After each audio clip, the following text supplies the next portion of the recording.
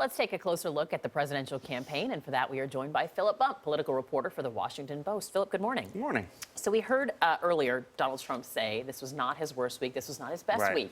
But if he should lose Wisconsin, what happens? Well, the problem for Donald Trump is, again, he's not running against Ted Cruz. He's not running against John Kasich. He's just running to see if he can get the delegates he needs to be the nominee.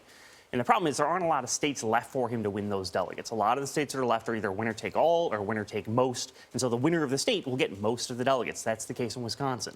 Looks like he's going to lose Wisconsin. That means there are fewer delegates out there for him to add to his total, and that's not the path he needs to be on. He had a meeting with the Republican Party on Thursday. Right. What was essentially going down there? Well, he's been frustrated because the way the convention works is there's all these delegates from all the different states, and they all have different rules about how they're apportioned. And so Louisiana in particular irritated him because he won the state, but he'll probably come out with fewer delegates because Ted Cruz has been better about working the rules. So he went to the RNC in part to sort of complain about that, but I think also to sort of try and convince them to coalesce around him finally, which they're still reticent to do. So what happens, like, logistically? If he doesn't have the majority of delegates by then, what actually will happen? So once you get to the convention, there are a series of votes, and there's a committee called the Rules Committee, which decides how those votes are governed, that has a lot of power over how this process works. To Trump's disadvantage, that's controlled by the party, and of course the party's not big fans of Donald Trump.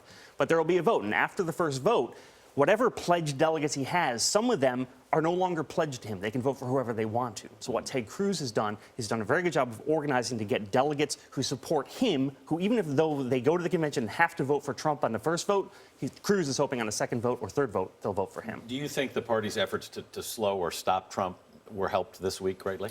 Yeah, I think so. I think the problem with the abortion comments that Trump made was primarily that he made himself look as though he wasn't sure what the answer should be. And so I think that provided fodder to the Never Trump people because they were able to say, look, this guy isn't prepared for this. If he loses Wisconsin, which it looks like he will, I think that goes another step forward in that regard. Let's talk about the other side of the aisle, because this week we've really watched Bernie Sanders attack Hillary Clinton, questions about fossil fuel industry, the money she's related to.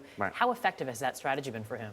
Well, I think it's been fairly effective from the standpoint that Sanders really needs strong support from the far left wing of the Democratic Party. He really needs them to come out. He needs to position himself as being the more liberal candidate, which he's done successfully, but he needs to give people a reason to vote against Hillary Clinton as well. I think the issue is a little murkier than he portrays it. I wrote a little bit about that yesterday, but I think it has been effective from the standpoint that it reminds people Bernie Sanders is the progressive candidate in this race, which, of course, Hillary Clinton would disagree with. Yeah. All right, Philip Bump, thanks so much. Of course, my pleasure.